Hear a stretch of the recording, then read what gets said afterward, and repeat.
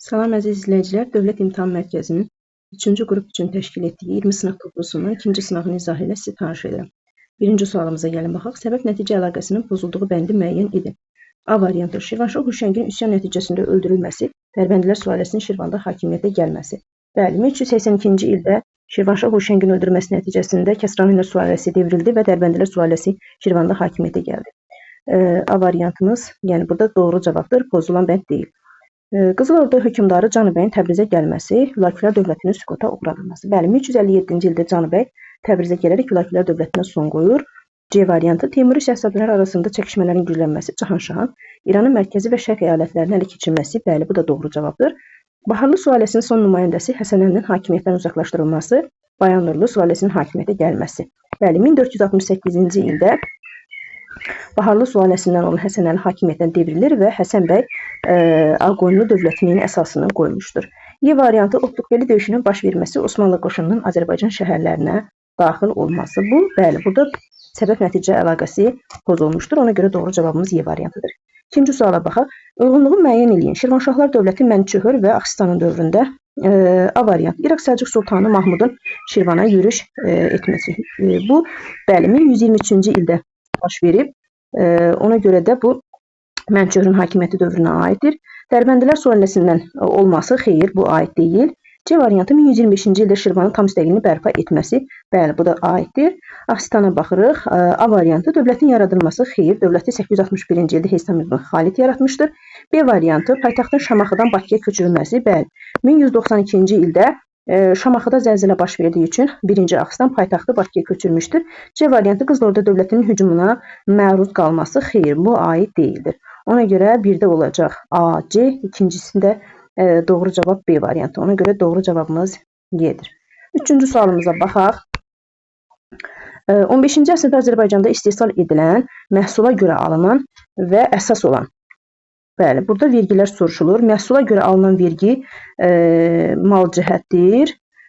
Suvarma suyundan istifadəyə görə kəndlərdən alınan vergi bəhrədir.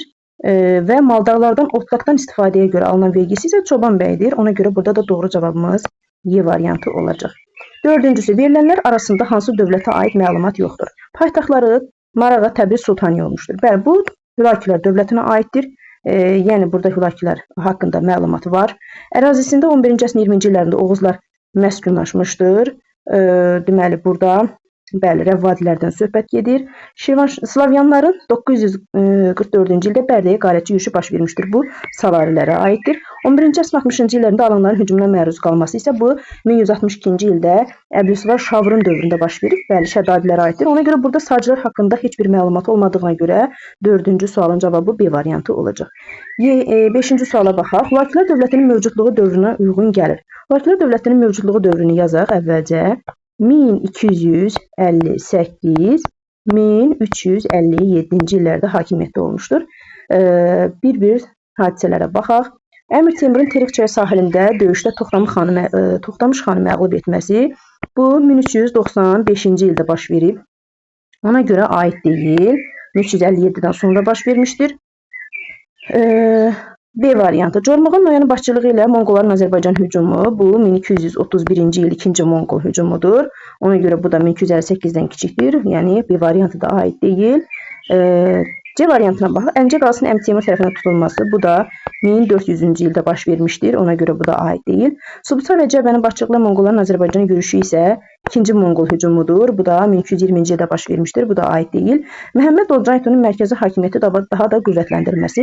Bəli, bu Monqol hökmdarı Məhəmməd Olcaytunun hakimiyyəti dövrü Azərbaycanda bəli, Hülakülər dövlətinin mövcudluğu dövrünədir. Çünki Məhəmməd Olcaytun elə Hülakü hökmdarı olmuşdur. Ona görə bizim doğru cavabımız Y variantıdır.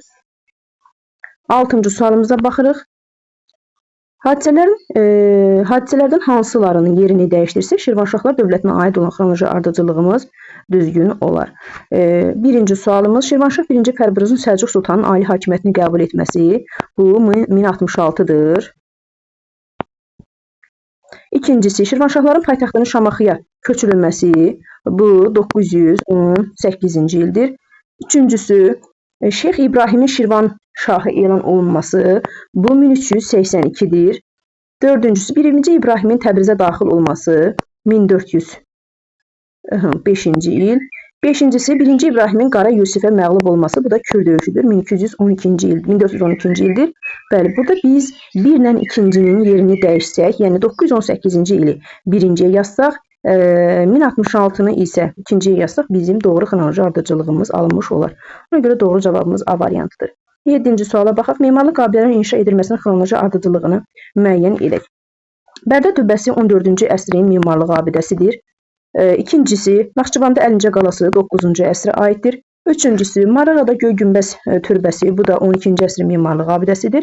Dördüncüsü, Təbrizdə Qeysəriyyə bazarı isə 15-ci əsrdə Həsən Padşah dövründə inşa edilmişdir. Ona görə baxaq, xronoloji ardıcıllıq necə olacaq? İkinci, 2 ilə başlayacağıq. Sonra 3, sonra 1 və 4. Ona görə doğru cavabımız A variantıdır. 8-ci suala baxaq.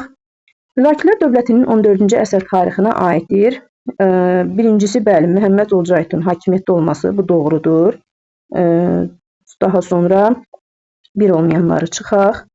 Dövlətin yaranması, xeyr, bu 13-cü əsrdir. Ona görə 2 olanı çıxacaq. Qalır 1, 3. 3 hər ikisində var. Əmir Sevbanın dövləti idarə etməsi, bəli, bu da aiddir. Əbu Səidin dövründə baş verib. 4-ə baxaq. Qızıl Ordu dövləti ilə mübarizənin başlanması isə elə Hülakülər dövlətinin yaranması dövründən başlamışdır. Ona görə də 4 aid deyil. Qazan xanın fərmanı ilə kəndlərin bir yerdən başqa bir yerə köçürülməsi, bu isə 1303-cü ildədir. Köçməsinin qadağan edilməsi haqqında daha doğrusu fərmanın verilməsi, bu da 1303-cü ildə baş verdiyinə görə, yəni bu da 14-cü əsrə aiddir. Doğru cavabımız olacaq Y variantı. 9-cu suala baxırıq. Daha gec baş vermişdir. Şeyx Üveysin Şirvanşahları özünə tabe etməsi, bu 1367-dir.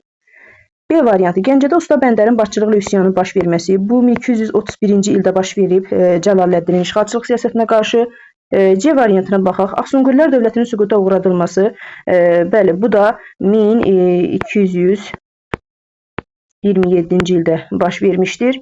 D variantı, Azərbaycanın Monqollar tərəfindən işğalının başa çatdırılması, bu 2-ci Monqol yürüşü 1239-cu ildə başa çatıb. Y variantı, Şirvanşah 1-ci İbrahimin Təbrizə daxil olması 1405-ci ildir. Bəli, bizdən nəyə soruşur? Daha gec baş verəni. Yəni, daha gec baş verəndə sual bu cür qoyulursa, biz ən böyük hadisə, ən böyük il hansıdırsa onu seçməliyik. Ona görə doğru cavabımız Y variantıdır.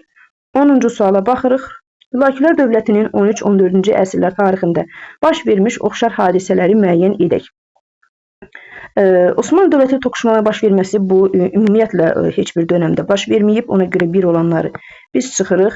Qızıl Ordu dövləti ilə mübarizənin aparılması, bəli, bu Hülakülər dövlətinin yaranmasından süqutuna qədər ümumiyyətlə Qızıl Ordu dövləti ilə mübarizə aparıblar.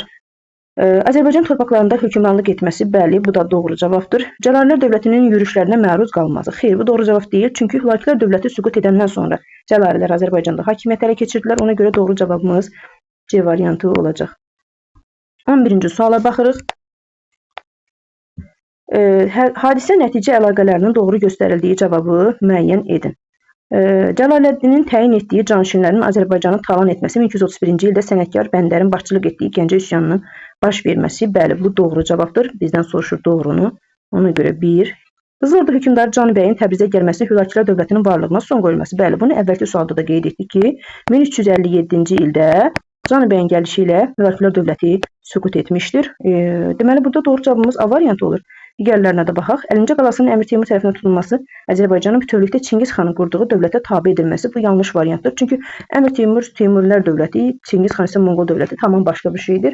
Qızıl Ordu hökmdarı Toxtamışın Azərbaycana yürüş etməsi, Şirvanşahlar dövlətinin süquta uğradılması, bu da heç bir halda baş verməz. Çünki Şirvanşahlar dövlətinin varlığına 1538-ci ildə Səfəvilər qoymuşdur. Bəli, indi isə 12-ci sualımıza baxırıq. 15-ci əsrdə hakimiyyətdə olmuş Ağqoyun hökmdarı Şeyx Heydərin öldürüldüyü döyüşdə iştirak etmişdir.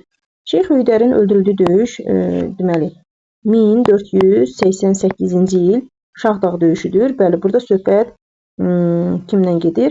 Yaqub Padşahdan söhbət gedir. İndi ona aid olan digər hadisəni biz tapacağıq. Baxırıq birinci suala, birinci varianta. Atasının Şirvanla dostluq siyasətinə davam etdirmişdir. Bəli, bu doğrudur. Əlpər sazişinin imzalanmasına iştirak etmişdir. Bu xeyr, yanlış variantdır. Üçüncüsü, digər hökmdarlarla müqayisədə daha çox soyuqal paylamışdır. Xeyr, bu Rüstəmin dövründə baş vermişdir. Ona görə aid deyil. Dördüncüsü, hakimiyyəti dövründə ölkə daxilində nisbi sabitlik hökm sürmüşdür. Bəli, bu da aiddir. Şeyx Cüneydin öldürüldüyü döyüşdə iştirak etmişdir. Bu yanlışdır. 1460-cı ildə Samur çayı sahilində baş vermiş döyüşdə öldürülüb Cüneyd. Orada isə yəni Yaqub Padşahın hakimiyyəti dövrünə aid deyil. Doğru cavabımız 1, 4, B variantıdır. Şirvanşahlar Cəlalilər dövləti və Şəki hakimliyinə aid olan ümumi cəhəti müəyyən edilir. 13-cü sualımıza baxırıq. Osmanlı dövləti ilə mübarizənin aparılması, bu təbii ki, yanlış bir cavabdır. Eyni bir əsrdə yaranmaları, xeyr, çünki Şirvanşahlar dövləti və Şəki hakimliyi 9-cu əsrdə yaranıb, Cəlalilər dövləti isə 14-cü əsrdə yaranmışdır. Ona görə B variantı da yanlışdır. Monqolların Azərbaycanın ikinci yürüşü zamanı süqut etmələri, xeyr, bu da aid deyil.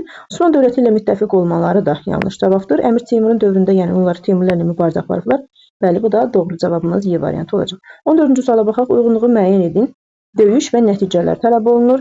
Tiflis müsəlman əmirliyinin ləğv olunması, bəli, bu 1121-ci ildə baş vermiş Didikor döyüşü nəticəsində olub.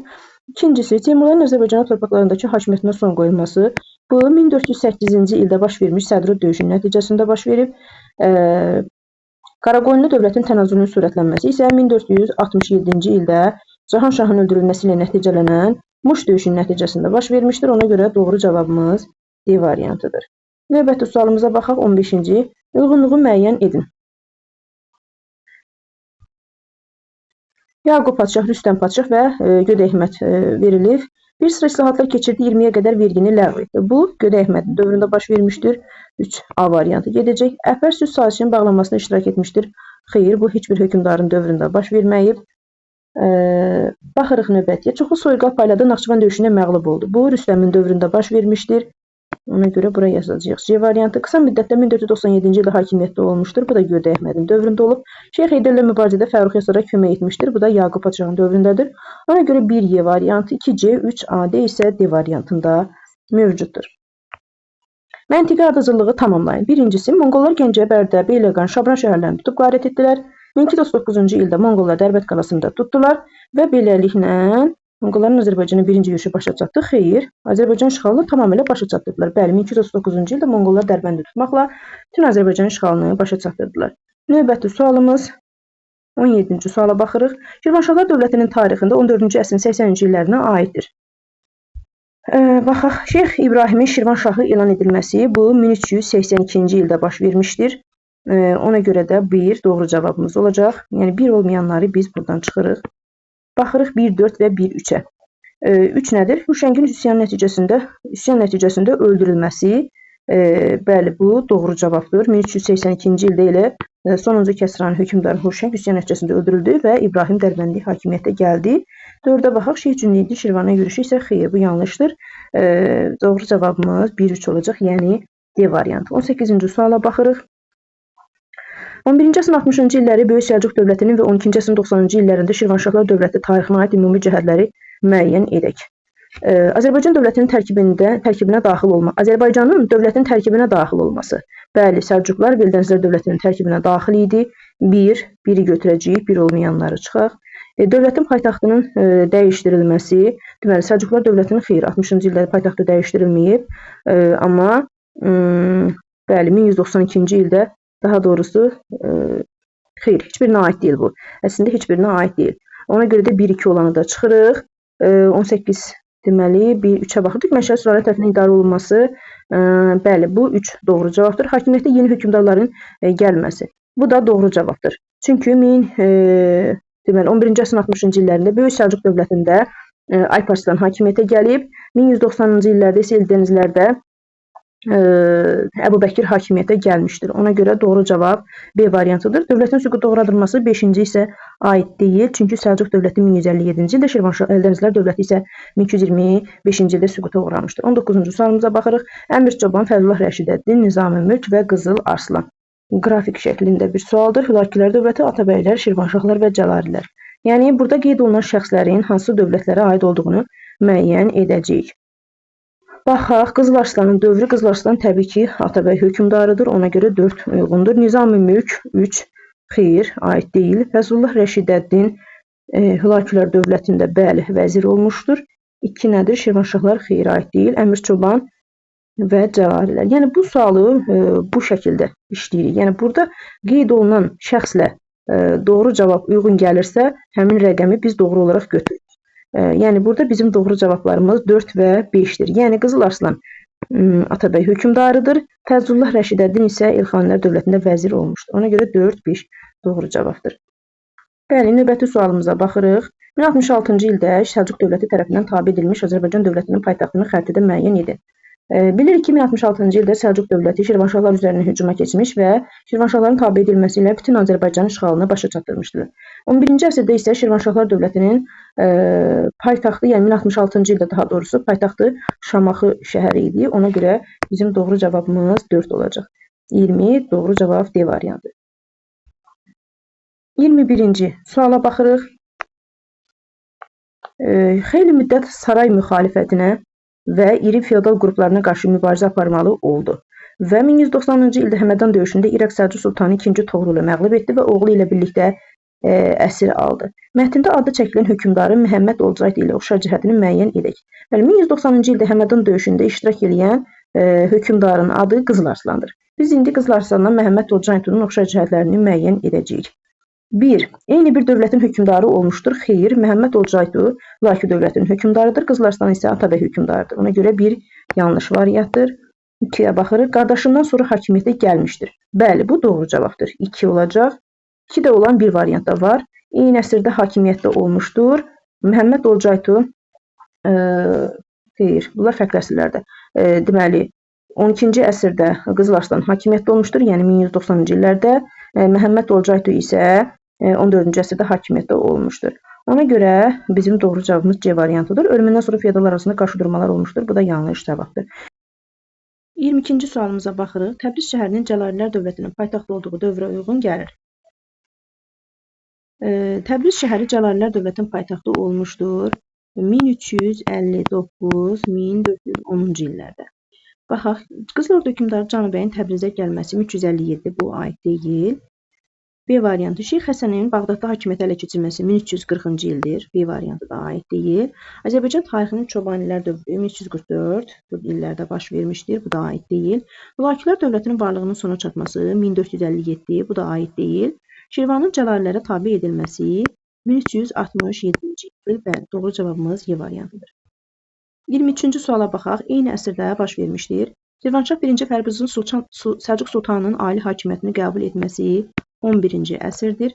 Gürcü hökmdarı 4-cü Davidin Şirvana hücum etməsi bu 12-ci əsrdir. Slavyanların Şamaxını ələ keçirib qarət etməsi 11-ci əsr. Monqolların Şamaxını ələ keçirib əhalini məhv etməsi, deməli bu 2-ci Monqol hücumudur 13-cü əsr. 5-incisi Cəlalilərin Şirvan ərazisini zəbt etməsi, bu isə 14-cü əsrdir. Ona görə doğru cavabımız 1 və 3 olacaq. 24-cü suala baxırıq. Sacilər dövlətindən fərqli olaraq Salarilər dövləti Azərbaycanın şimalında yaranmışdır. Xeyr, bu heç birinə aid deyil. İkincisi 10-cu əsrdə yaranmışdır. Bəli, doğru cavabımızın biri budur. Azərbaycan torpaqlarını birləşdirməsidir. Bu ortaq cavabdır. Paytaxtı yalnız Ərdəbil şəhəri olmuşdur. Bəli, bu da doğru cavabdır. Çünki Sacilər dövlətinin paytaxtı Marağa və sonra Ərdəbil şəhəri olmuşdur. Azərbaycan cənubunda yaranması isə hər ikisinə aiddir. Ona görə 24-cü sualın doğru cavabı 2 və 4 olacaq. Növbəti sualımıza baxırıq. Xəritədə ulduzla verilmiş şəhərin erkən orta əsrlər tarixinə aid xüsusiyyəti müəyyən edin. Xəritədə Dərbənd şəhəri qeyd olunur və 869-cu ildə oradakı hakim özünü müstəqil elan etmişdir. Bu doğrudur. Haşim ibn Surakadan söhbət gedir. 8-ci əsrin ortalarında müstəqil idarə olunurdu. Xeyr. Üçüncüsü Ərəb əsilli Haşimlər sülaləsi hakimiyyətdə olmuşdur. Doğrudur. Öz müstəqilliyini 11-ci əsrin sonuna qədər qoruyub saxlamışdır. Yanlışdır. Burada isə doğru cavabımız olacaq 1 və 3. 26. Hadisələrin xronoloji ardıcıllığını müəyyən edin. Şeyx Cüneydin iştirakı ilə Samur çayı sahilində döyüş 1460. Şeyx Heydərin iştirakı ilə Şahdağ ətəyində döyüş 1488. Şeyx Səfiyyəddin Səfəviyyə Sufi tərqətinə əsasını qoyması 13-cü əsr. Sultanəlinin iştirakı ilə Şəməsi döyüşünün baş verməsi isə 1494-dür. Xronoloji ardıcıllığımız bu cür olacaq. 3, 1, 2 və 4. Bəli, 27-ci sualımıza baxırıq.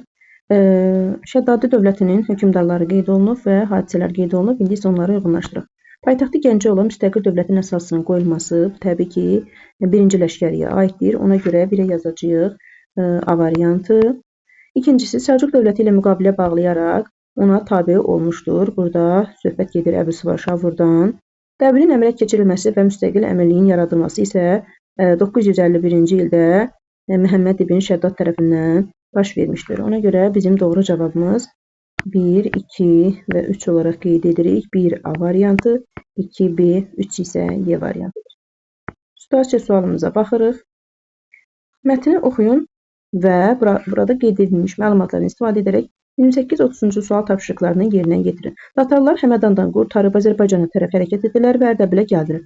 Ərdəbili alıb orada böyük qırğın etdilər və şəhərin çox hissəsini dağıtdılar. Sonradan oradan çıxıb Təbrizə tərəf yönəldilər. Təbrizin əsl hakimi oranı buraxıb getmişdi. Çünki o fəaliyyətsiz bir əmir idi. Azərbaycan və Aran onun ixtiyarında idi. Yəni burada söhbət Atabəy Özbəkdən gedir. Mənbədə bəhs edilən yürüş zamanı Azərbaycanda Təbrizin hakiminin adını qeyd edin. Bəli, o vaxtı Təbrizin hakimi Şəmsəddin qısaca qeyd edəcəm. Tuğrayidir. Növbəti 19. Atabəy Özbəklə Xarəzmşah Məhəmmədin mənbədə bəhs edilən yürüşlə bağlı davranışlarındakı oxşar cəhəti müəyyən edək. Bəli, burada Atabəy Özbək, burada da mətndə də qeyd olunur ki, o ölkəni buraxıb getmişdi və o fəaliyyətsiz bir əmir idi. Lakin burada bizdə Xarəzmşah Məhəmmədlə Özbəyin oxşar cəhətindəki davranışı soruşur. Ona görə biz onların birbaşa döyüşə girməmələrini, oxşar cəhətini götürə bilərik. Döyüşə girməmələri. Növbəti baxırıq sonuncu sualımıza. Mənbədə bəhs edilən bu yürüş zamanı Monqolların Təbrizi ala bilməmələrinin səbəbini yazın. Birincisi, müdafiə qabiliyyətinin güclü olması, müdafiə. İkincisi isə xəracdır. Xərac verərək dağıntıdan xilas olmuşlar. Bəli, beləliklə ikinci testimizin də doğru cavabları ilə sizi tanış etdim. Növbəti sınaqlarda görüşmək ümidi ilə. Hələlik.